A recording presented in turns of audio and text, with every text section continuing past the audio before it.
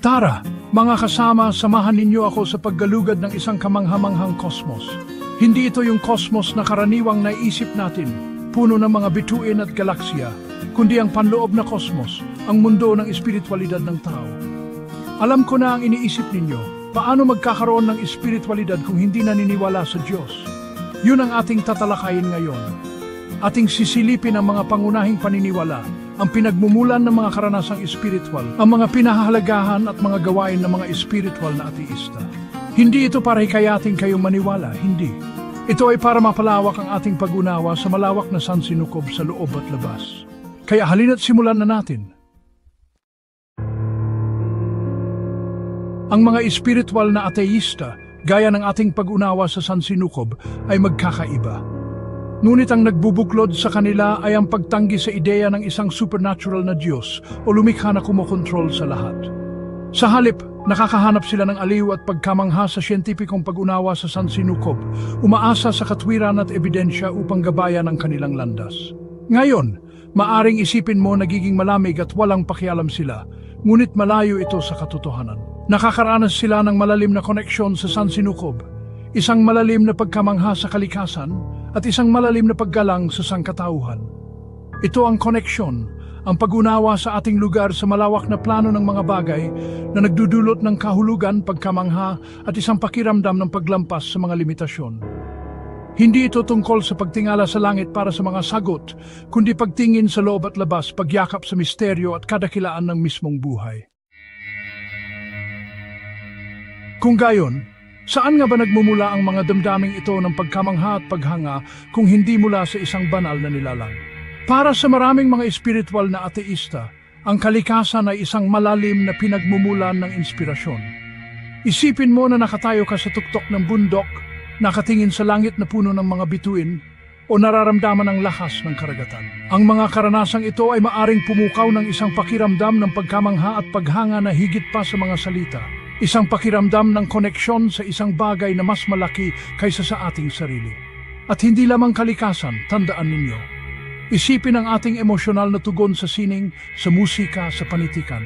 Ang mga malikhaing pagpapahayag na ito na ipinanganak mula sa espiritu ng tao ay maaring pumukaw ng malalim na espiritual na damdamin na nag-uugnay sa atin sa ibinahaging karanasan ng tao sa iba't ibang panahon at kultura. At mayroon ding mga kasanayan tulad ng pagmumuni-muni at pagiging mapagmasid. Ang mga sinaunang pamamaraan na ito na malayo sa pagkatali sa anumang relihiyon ay tumutulong sa atin na linangin ang isang pakiram ng panloob na kapayapaan, kalinawan at kamalayan. Ito ay tungkol sa pagpapatahimik ng mga ingay sa isip at pakikipag-ugnayan sa kasalukuyang sandali, nararanasan ng mundo ng may pagiging bukas at pagkausyoso. Ngayon, maaring iniisip ninyo, kung walang banal na gabay, ano ang gumagabay sa moral at ethical na balangkas ng isang espiritual na ateista? Magandang tanong yan. Alam ninyo, marami ang yumayakap sa humanismo, isang pilosopya na naglalagay sa kapakanan ng tao, katwiran at etika sa sentro nito. Naniniwala sila na ang moralidad ay hindi nagmumula sa langit, kundi ito ay isang bagay na ating natutuklasan at binibigyang kahulugan ng sama-sama. Batay sa ating ibinahaging karanasan bilang tao, empatiya at katwiran. Ang pagtuon na ito sa karanasan ng tao ay sinasalin din sa isang malalim na pangako sa personal na paglago, pagninilay-nilay at emosyonal na kagalingan. Ito ay tungkol sa mas mahusay na pag-unawa sa ating sarili, paghamon sa ating mga sariling pagkiling, at pagsisikap na maging pinakamahusay na bersyon ng ating sarili. Ang panloob na paglalakbay na ito ay madalas na sinasamahan ng isang malakas na pakiramdam ng katarungang panlipunan. Maraming mga espiritual na ateista ang nakakakita ng pagkakaugnay-ugnay ng sangkatauhan at nakadarama ng pangangailangang ipaglaban ang pagkakapantay-pantay, pagpapanatili at isang mas magandang kinabukasan para sa lahat. Ngayon, mahalagang malaman natin ang mga malinaw na pagkakaiba sa pagitan ng espiritual na ateismo at tradisyonal na relihiyon o teistikong espiritualidad. Ang pinakamalinaw na pagkakaiba, siyempre, ay ang kawalan ng paniniwala sa mga Diyos, kabilang buhay o mga banal na kasulatan. Habang ang isang taong sumusunod sa tradisyonal na relihiyon ay maaring makatagpo ng kapayapaan sa panalangin o mga ritual na itinakda ng kanilang pananampalataya, Ang isang espiritual na ateista ay nakahanap ng kahulugan sa mga gawaing tumutugma sa kanilang sariling mga person na pinahahalagahan at karanasan.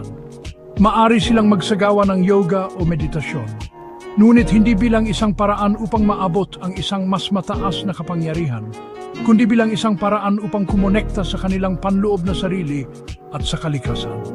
Maari silang makahanap ng simbolismo at kahulugan sa mga sinaunang ritual, ngunit binibigyan nila ito ng ibang interpretasyon sa pamamagitan ng sekular na pananaw na nakatuon sa mga pangkalahatang karanasan ng tao na kinakatawan nito.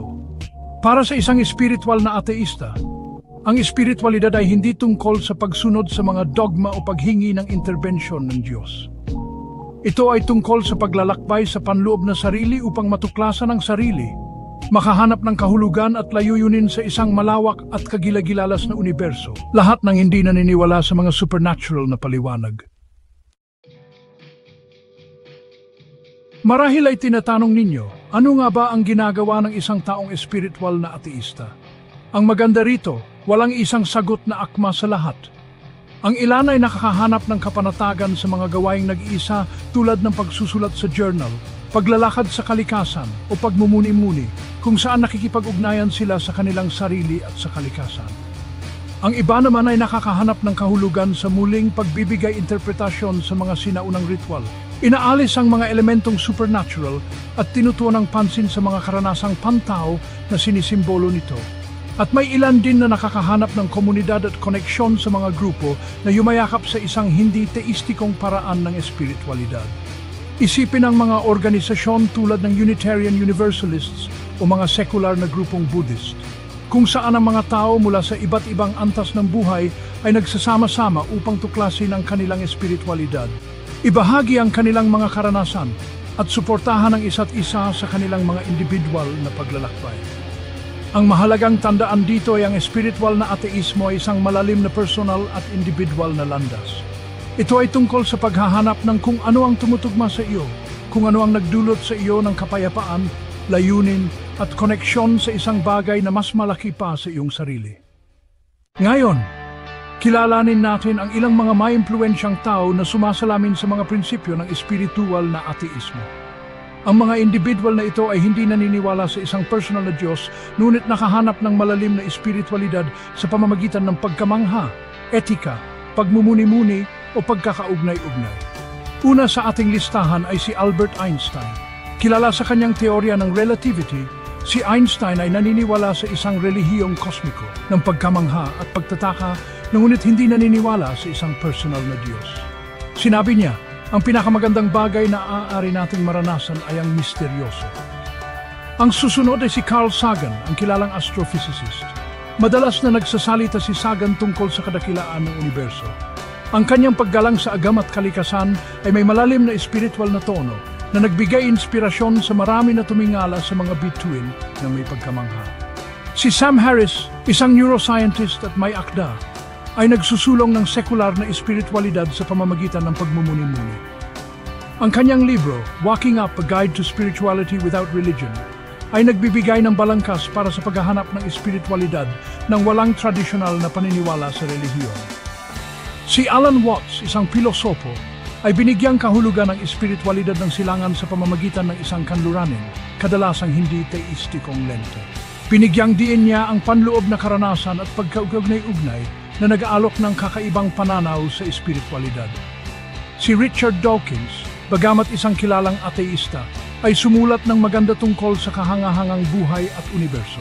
Itinataguyod niya ang pagkamangha at paggalang sa pamamagitan ng pag-unawa sa agham na nagpapakita na ang espiritualidad ay maaring umiral kasabay ng isang siyentipikong pananaw sa mundo. Si Stephen Fry, isang artista at manunulat, ay kinikilala ang sarili bilang isang ateista, ngunit lubos na pinahalagahan ng pakikiramay, kagandahan at kahulugan. Madalas niyang ipinapahayag ang mga espiritual na ideya na nakabatay sa humanismo na nagpapaalala sa atin ng kahalagahan ng empatiya at kabaitan. Si Jiddu Krishnamurti, isang pilosopo, ay tinanggihan ang mga institusyong pangrelihiyon at mga Diyos, ngunit nagsalita ng malalim tungkol sa kamalayan at kalayaan sa loob. Ang kanyang mga turo ay naghihikayat ng pagsisiyasat sa sarili at personal na paglago. Si Baruch Spinoza, isang pilosopo noong ika-17 siglo, ay inihalin tulad ang Diyos sa kalikasan, Deus Sive Natura. Bilang isang spiritual na panteista, madalas siyang itinuturing na isang proto-ateista na pinagsasama ang espiritualidad sa isang naturalistikong pananaw sa mundo. Si Joseph Campbell, isang mitologo, ay ginalugad ang mga universal na tema sa relihiyon at mito mula sa isang simboliko, hindi theistiskong pananaw. Hinikayat niya ang pagsunod sa isang spiritual na landas na nakaugat sa personal na pagbabago at pagtuklas sa sarili. Panghuli, si Neil deGrasse Tyson, isang astrophysicist, ay umiiwas sa label na ateista, ngunit nagpapahayag ng isang spiritual na pagpapahalaga para sa kosmos na nakabatay sa adham. Ang kanyang trabaho ay nagbibigay inspirasyon sa hindi mabilang mga individual na makahanap ng pagtataka at kahulugan sa universo. Ipinapakita sa atin ng mga kilalang tao na ito na ang espiritualidad ay hindi limitado sa paniniwala sa relihiyon. Ito ay matatagpuan sa pagkamangha sa kosmos, ang paghahangad ng kaalaman at ang malalalim na koneksyon na ating ibinabahagi sa isa't isa. Ipinapaalala nila sa atin na ang isang spiritual na buhay ay isang mayaman at iba't ibang tapiserya na hinabi mula sa mga sinulid ng kuryosidad, pakikiramay at pagtataka. Ngayon, ipagpatuloy natin ang ating paglalakbay habang niyayakap natin ang kosmos sa loob. Habang tinatapos natin ang ating paglalakbay sa mundo ng espiritual na ateismo, sana ay umalis kayo na mayroong pagkamangha at pag-asa. Tandaan, kahit hindi natin nakikita ang isang Diyos na kumokontrol sa universo, hindi ibig sabihin na hindi tayo makakaranas ng malalim na pagkamangha, kahulugan at koneksyon.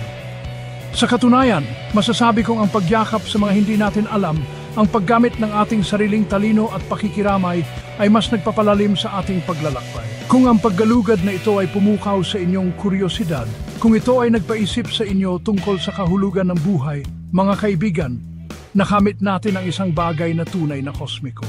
Huwag kalimutang mag-like, mag-share at mag-subscribe para sa mas marami pang mga nakakapagpalawak ng isip na pakikipagsapalaran. Hanggang sa muli, patuloy na tumingala, patuloy na magtanong at patuloy na hanapin ang inyong sariling katotohanan. Kapayapaan at pagmamahal po sa inyong lahat.